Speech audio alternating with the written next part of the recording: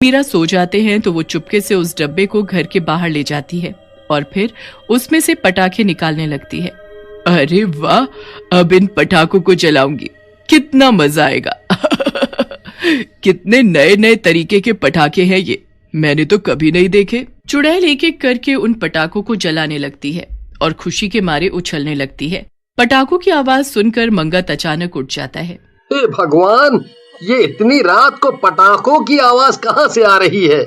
मंगत और मीरा जल्दी से बाहर जाते हैं तो देखते हैं कि उनके पटाखे का डब्बा बाहर रखा हुआ है और सारे पटाखे यहाँ वहाँ फैले हुए हैं। कुछ पटाखे जल रहे हैं और कुछ जले हुए पड़े हैं। हे भगवान, मेरे पटाखे! आखिर ये पटाखे का डब्बा घर के बाहर कैसे पहुँचा? घर तो अंदर से बंद था। अजीब, अभी कुछ ही पटाखे जले हैं, जल्दी से बचे हुए उठा लो। दोनों मिलकर सारे पटाखे वापस डब्बे में भर लेते हैं। चुड़ैल वहीं खड़ी देखती रह जाती है। ये लोग तो मेरे सारे पटाखे वापस ले जा रहे हैं, अब मैं क्या करूं? मुझे भी पटाखे जलाने हैं, मुझे भी दिवाली मनानी है। मीरा और मंगत अपने पटाखे का डब्बा अंदर ले जाते हैं। उसके बाद चुड़ैल अपना ठिकाना कहीं और देखने लगती है। वो रात को गांव में यहाँ वहाँ भटकने लगती है। फिर उसकी नजर एक मिठाई की दुकान पर पड़ती है। मिठाई देखकर चुड़ैल बड़ी खुश हो जाती है। अरे वाह मिठाई, इतनी सुंदर सुंदर और स्वादिष्ट मिठाई, मुझे भी खानी है। एक काम करती हूँ, जल्दी से दुकान में घुस जाती हूँ। चुड़ैल जल्दी से दुकान की तरफ आगे बढ़ती है और दुकान के बाहर लगी मिठाई में से एक मिठाई उठाकर खाने लगती है। वाह, कितनी स्वादिष्ट है। इतनी स्वादिष्ट मिठाई तो मैंने कभी नहीं खाई। चुड़ैल वहाँ खड़ी मिठाई का स्वाद ले ही रही होती है कि तभी दुकान का मालिक अपने नौकरों को दुकान बंद करने को बोलने लगता है। अरे भाई, इतनी रात हो गई है, जल्दी जल्दी सब मिठाई दुकान के अंदर रखो और दुकान बंद करो। इतने आलसी हो गए हो तुम लोग कि मैं तो परेशान हो गया हूँ तुमसे। अभी सब मिठाई अंदर रख रहे हैं बाबूजी, आप चिंता ना करें, बस 5 मिनट में हम सब कर देंगे।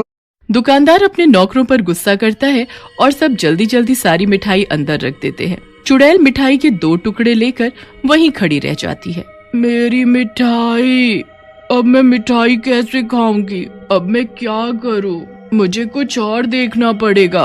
वो रात ऐसे ही निकल जाती है और फिर अगले दिन चुड़ैल फिर से यहाँ वहाँ भटकने लगती है। उसे गांव में चारों तरफ दिवाली की तैयारियां होती दिखती हैं, जिसे देख वो बड़ी खुश होती है और वहीं खड़ी होकर सब बड़े ध्यान से देखने लगती है। चुड़ैल की नजर फिर अचानक एक दुकान पर जाती है जहाँ बड़े ही सुंदर सुंदर कपड़े मिल रहे होते हैं। चुड़ैल हाथ लगाकर उन कपड़ों को देखने लगती है।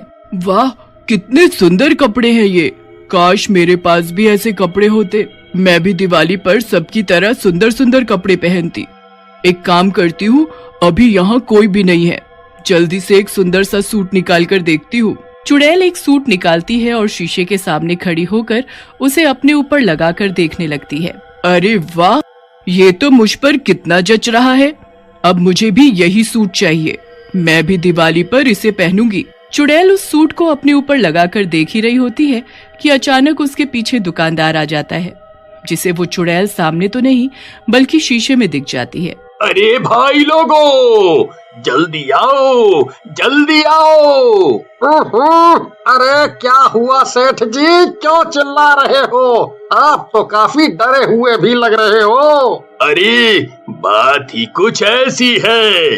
अरे पर बात तो बताओ कि क्या है? अरे मैंने अपनी दुकान में एक चुड़ैल देखी है। मुझे वो सामने तो नहीं दिखी, लेकिन वो शीशे में साफ साफ दिख रही थी। वो मेरी दुकान के कपड़े अपने ऊपर लगाकर शीशे के सामने खड़ी थी और खुद को देखकर बड़ी खुश हो रही थी।